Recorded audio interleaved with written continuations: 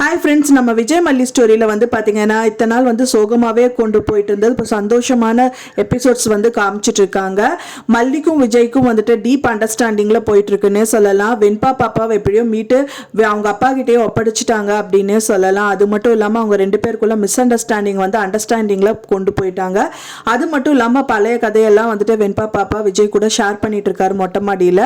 அந்த டைம் பார்த்து என்ட்ரி கொடுத்த மல்லி வந்து பார்த்தீங்கன்னா அவங்க பேசுறது கேட்டுட்டு அவங்க ரெடி ஆகிட்டே வந்துடுறாங்கன்னு சொல்லலாம். அவர் என்ன சொல்கிறாரு அப்படின்னா, எனக்கு மெரூன் கலர் எனக்கு ரொம்ப பிடிக்கும், மெரூன் கலர் சாரீ கட்டிட்டு பூ வச்சுட்டு அந்த ஜடையை வந்துட்டு ஆட்டிகிட்டே வந்தால் ரொம்ப நல்லாயிருக்கும் அப்படிங்கிற மாதிரி சொல்கிறாங்க.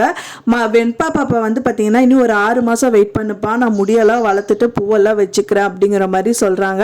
அதை கேட்டவுடனே அவங்களுக்கு ஆசையாயிடுது. அப்போ மல்லியம்மாவும் எப்படி இருந்தால் நல்லாயிருக்கும் அப்படின்னா, மல்லியம்மா அந்த கலர் சாரீ கட்டினதே இல்லையே அப்படிங்கிற மாதிரி அவங்க பேசிகிட்டு இருக்காங்க.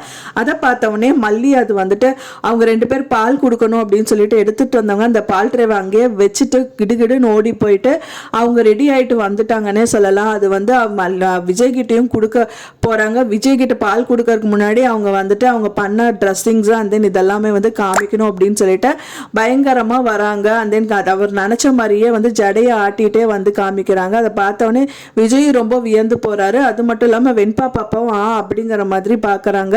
இன்னொரு கட்டத்தில் வந்து பார்த்தீங்க அப்படின்னா ரஞ்சிதாவும் சித்ராவும் இதுதான் டைம் அப்படின்னு சொல்லிட்டு அவங்க ரூமுக்குள்ளே போயிட்டு அவங்களோட அக்ரிமெண்ட் காப்பியை வந்து தேடிட்டு இருக்காங்க. அந்த டைம் தான் 2 தடவையும் வந்துட்டு மல்லி என்ட்ரி கொடுத்துட்றாங்க அந்த ரூமுக்கு.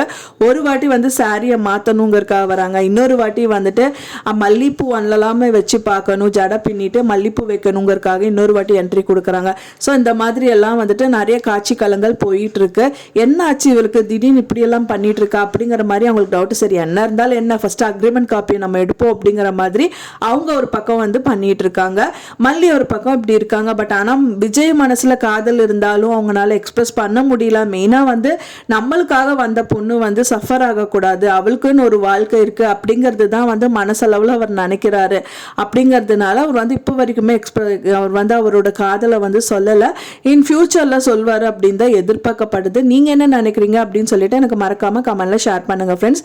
நான் சொன்ன இந்த தகவல் உங்களுக்கு பிடிச்சிருந்தா மறக்காம லைக் பண்ணுங்க, ஷேர் பண்ணுங்க, கமெண்ட் பண்ணுங்க. மேலும் இன்னொரு மல்லி சீரியல் அப்டேட்டோட நெக்ஸ்ட் மீட் பண்றேன். தேங்க்ஸ் ஃபார் வாட்சிங் மை வீடியோ ஃப்ரெண்ட்ஸ். நெக்ஸ்ட் வீடியோல பார்க்கலாம்.